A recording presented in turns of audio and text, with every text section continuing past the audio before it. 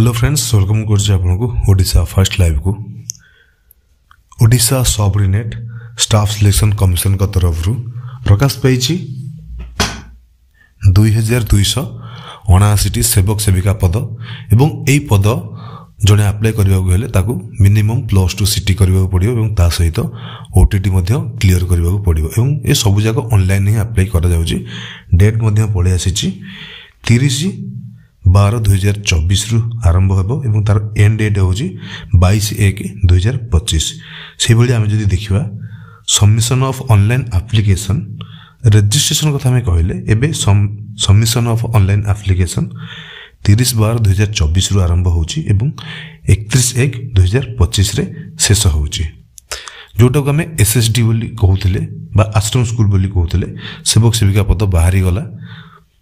पूर्व आम जाचे जे केवल हिंदी शिक्षक मान पोस्ट बाहर थिला एवं बाकी कैंसल हो आज बहुत जल्दी गुड़ाक बाहर कर सब भल कथा हूँ देखिए पूर्व थर जो रिक्रुट होता जेटीएस तार जहाँ एलिजिबिलिटी क्राइटेरिया थिला जड़े पिला जेटीएस पाइबा कि तार योग्यता जहाँ एवं एसएसडी रे बाहर थिबा सेवक सेविका योग्यता से किंतु फरक एठी रही दरमार। तो आशा करूँ एसएमई को बुद्धि पशु एवं जो भली भाव में सेवक सेविका मान सालारी सिस्टम करा जायछि। जूनियर टीचर स्कीमाटिव हटाई दिंतु एवं केवल जूनियर टीचर करिकी से मानकु रेगुलर बेसिस रे दरमा दवा कि साहाय्य करंतु तांकर मनोबल बढ़ातु एवं क्वालिटी एजुकेशन रे से मानकु सहयोग करंतु। ता सहित आमे जानिचे एसएसडी अधीन रे मध्य टीजीटी पोस्ट बाहरिछि एवं टीजीटी 29 पोस्ट बाहर एवं डिस्ट्रिक्ट कैडर पोस्ट। हाँ एक आम कही दौचु जदियो यहाँ डिस्ट्रिक्ट कैडर पोस्ट आपण मनकर आपणकर घर खोर्धा जिला तो आप चाहिए भी अलग जिले में अप्लाई करें। रेसिडेंशियल डिस्ट्रिक्ट पोस्ट यहाँ नुह स्टेट मेरिट लिस्ट ही आसो स्टेट मेरिट हिसाब से ही आपको अपॉइंटमेंट दि जाव किंतु आपको स्कूल चॉइस करा पड़ो। यार सेम डेट रे ऑनलाइन रजिस्ट्रेशन आरंभ होची एवं सेम डेट मध्य सबमिशन ऑफ ऑनलाइन एप्लीकेशन जहाँ 30/12/2024 रही एवं एंड डेट मध्य 31/1/2025 रही। साइंस रे बीड करथिबा आशय भाई भणी मनक पई मध्य 33 पोस्ट एतरे बाहर सीबीजेड पे चाहिए आपण अप्लाई करि परिबे।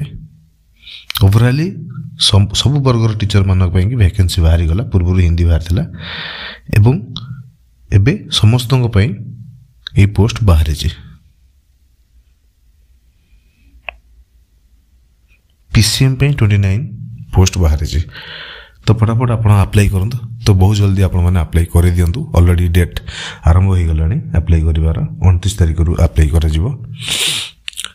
जल्दी अप्लाई करूँ। अप्लाई करने डेट ऑलरेडी ओपन हो गलानी site Odisha subordinate staff selection commission जहाँ को आम OSSS कहूचे। रजिस्ट्रेशन करूँ या गोटे अलग वीडियो आणबो केमती आप रजिस्ट्रेशन करें निर्भुल करें। एवं एक आपको कही दौचु जे बीडी एवं ओटीटी पिला निहाती भाव में अप्लाई करें पोस्ट पाई केवल सीटी एवं ओटीटी पिला एथरे अलाउ करा जाउची बीडी नॉट अलाउड।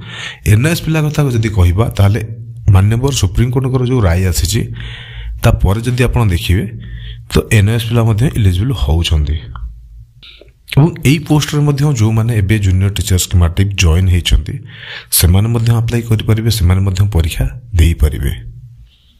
बस ता सहित जो माने स्पेशल सीटी करिसंती से माने अप्लाई करि परिबे।